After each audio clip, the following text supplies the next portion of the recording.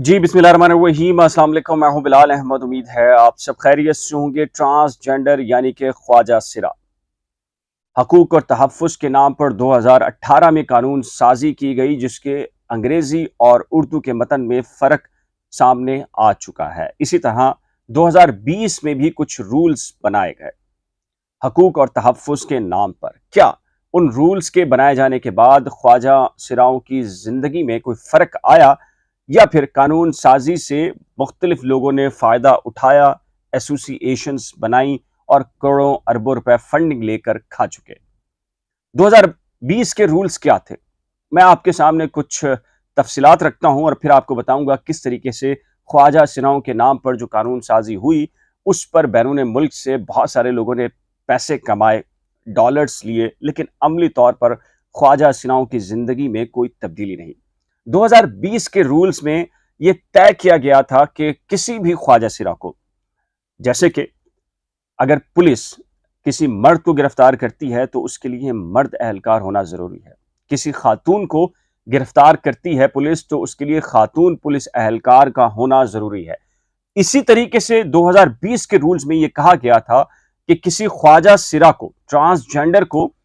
अगर गिरफ्तार करना पड़े किसी भी कानून की खिलाफ वर्जी पर, तो उसके लिए जरूरी होगा कि उसे ट्रांसजेंडर पुलिस एहलकार ही गिरफ्तार करेगा।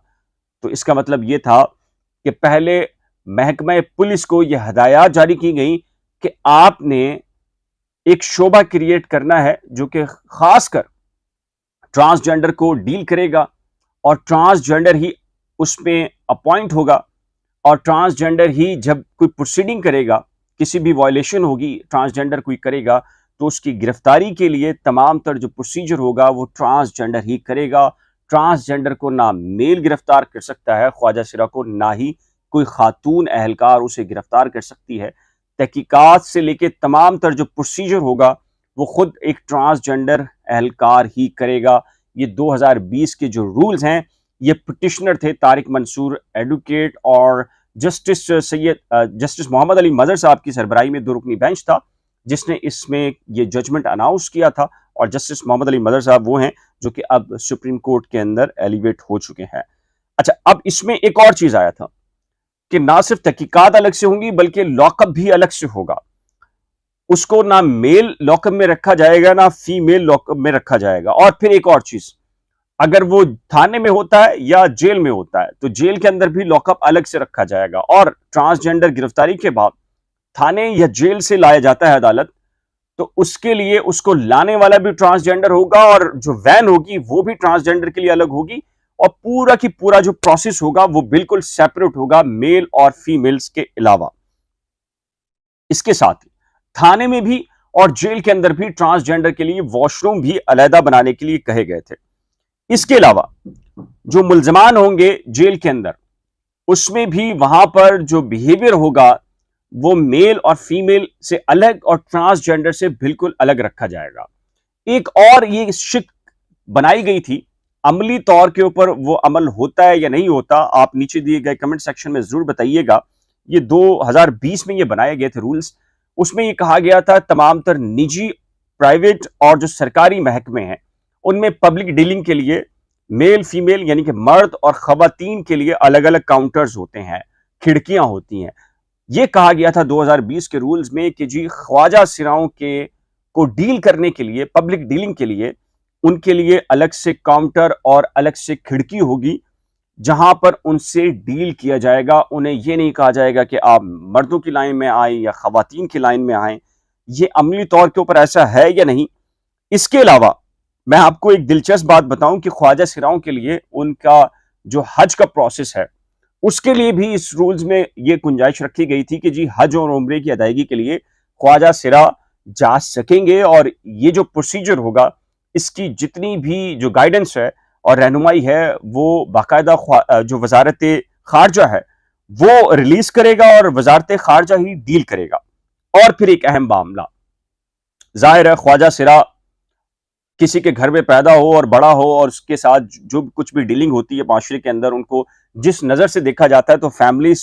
अपने आप को उससे अलहदगी अख्तियार करने में आफियत और अपनी इज्जत समझते हैं। تو اس سلسلے میں یہ کہا گیا کہ جی پورے ملک کے اندر ہر چھوٹے بڑے شہر میں خواجہ سراؤں کے لیے دارالامان بنائے جائیں گے، جہاں ڈیلنگ بھی کرنے کے لیے خواجہ سرا رکھے جائیں گے، اور ان دارالامان کے اندر جو بے یار و مددگار ہیں، جو بھیک مانگنے والے ہیں، جو سڑکوں کے اوپر مختلف کام کرنے والے ہیں، جن سے تضییق آمیز قسم کا سلوک کیا جاتا ہے، ان سب کو وہاں رکھا جائے گا، اور ریاست ان کی پرورش کرے گی، ان کی تربیت کرے گی، ان کو ایجوکیشن کرے گی، ان کا علاج معالجہ کرے گی، اور تمام تر وہ سہولیات جو مرد اور خواتین کو دی جاتی ہیں، وہ تمام تر سہولیات خواجہ سراؤں کو، ٹرانسجینڈر کو بھی فراہم کی جائیں گی۔ لیکن عملی طور پر ایسا ہوتا ہے یا نہیں، تو نیچے دیے گئے کمنٹ سیکشن میں اس کے سلسلے میں بھی آپ ذرا لکھ دیجئے گا تاکہ لوگوں کو پتا چل جائے۔ اس کے علاوہ ایک اور چیز ہے، خواجہ سرا ظاہر ہے کہ ان کی زندگی کے اندر بھی پازیٹیو نیگیٹو سارے کے سارے معاملات ایسے ہی ہوتے ہیں جیسے مرد اور خواتین میں ہوتے ہیں، اور ان کی گرفتاریاں ہوں یا پیچیدگیاں ہوں، دیگر ایشوز ہوں یا ان کے تنازعات ہوں، تو اس کے لیے حکومت کو یہ کہا گیا تھا کہ آپ ایسے ڈپارٹمنٹس کریٹ کریں گے جو کہ مفت قسم کی جو قانونی انہیں مدد ہوگی، معاونت ہوگی، وہ فراہم کریں گے۔ اور اس سلسلے کے اندر ایک اور بھی چیز ہے، وفاقی محتسب کے اندر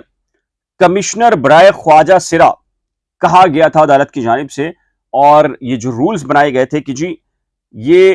الگ سے کریٹ ہوگا، جس میں وفاقی محتسب کمشنر برائے خواجہ سرا ہوگا،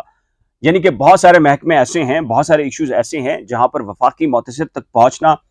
خواجہ سراؤں کے لیے ممکن نہیں ہوتا، مرد اور خواتین ڈیل ہو جاتی ہیں، تو یہ کہا گیا کہ جی ایک کمشنر ایسا ہوگا جو کہ الگ سے اس کو ڈیل کرے گا۔ اور پھر خواجہ سراؤں کے لیے ایکس کیٹیگری کو رکھا گیا تھا، اور یہ کہا گیا تھا کہ شناختی کارڈ کے اندر یہ ایکس کیٹیگری کے اندر آئیں گے۔ اور ایک اور بھی اہم معاملہ ہے، ان کو ووٹنگ کا حق دیا گیا تھا، اور ووٹنگ کے حق کے لیے بھی یہ کہا گیا تھا کہ جیسے مردوں کے اور خواتین کے لیے پولنگ بوتھ ہوتے ہیں، پولنگ اسٹیشنز ہوتے ہیں، اسی طریقے سے جو خواجہ سرا ہوں گے ان کے لیے بھی پولنگ بوتھ کا اہتمام الگ سے کیا جائے گا، اور انہیں یہ الگ سے ڈیل کیا جائے گا۔ اس کے علاوہ پاسپورٹ دفاتر کے اندر بھی خواجہ سراؤں کے لیے علیحدہ افسر تعینات ہوں گے، اور علیحدہ سے لائنیں ہوں گی۔ اس کے علاوہ خواجہ سراؤں کے لیے جو ڈرائیونگ لائسنس ہیں ان کے لیے بھی الگ کاؤنٹر اور ان کا پروسیجر بھی الگ رکھا گیا تھا، اور یہ بتایا گیا کہ فیڈرل جو کیبنٹ تھی 2020 کی، اس نے یہ منظور کر لیا تھا، اور یہ وفاقی انسانی حقوق کی جو وزارت ہے اس نے اس کا نوٹیفیکیشن بھی جاری کر دیا، اور یہ بنا بھی دیے گئے۔ لیکن اس پر کتنا عمل ہوتا ہے یہ آپ نیچے دیے گئے کمنٹ سیکشن میں ضرور لکھیے گا۔ آپ عملی زندگی میں خواجہ سراؤں کو آج بھی کیا دیکھتے ہیں؟ اور پھر میں آپ کو بتاتا ہوں کیا ہوا۔ خواجہ سراؤں پر قانون سازی بھی ہوئی، بات چیت بھی ہوئی۔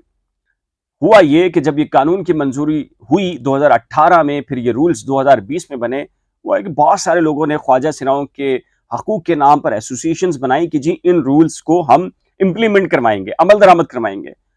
کروڑوں روپے لیے، لاکھوں ڈالرز بیرون ملک سے حاصل کیا کچھ بھی نہیں، جیسا کہ دیگر ایشوز میں ہوتا ہے، بالکل ویسے کیا۔ آج بھی جو خواجہ سرا ہیں